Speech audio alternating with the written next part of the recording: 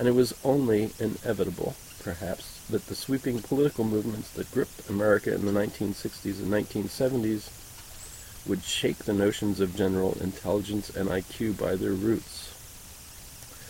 As the civil rights movement and feminism highlighted chronic political and social inequalities in America, it became evident that biological and psychological features were not just inborn, but likely to be deeply influenced by context and environment.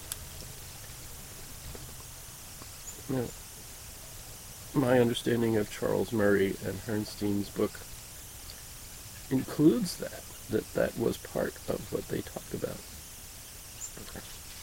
Context and environment. That's a main feature of Charles Murray's various books.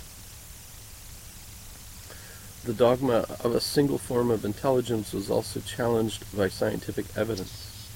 Developmental psychologists such as Lewis Thurston in the 50s and Howard Gardner in the late 70s, I'm not familiar with Thurston, but I am with Gardner, argued that general intelligence was a rather clumsy way to lump together many vastly more context-specific and subtle forms of intelligence, such as visuospatial, mathematical, or verbal intelligence. A geneticist revisiting this data might have concluded that G, the measurement of a hypothetical quality invented to serve a particular context, might be a trait barely worth linking to genes, but still linked to genes. He doesn't say that last part. But this hardly dissuaded Murray and Herrnstein, because, of course, they see the link as something positive.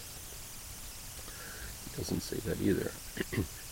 Sorry, I'm not just reading it and making my comments.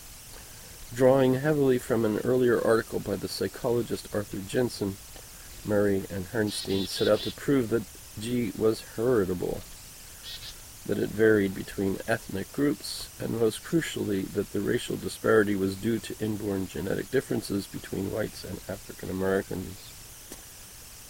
And I think that's a misreading of the bell curve.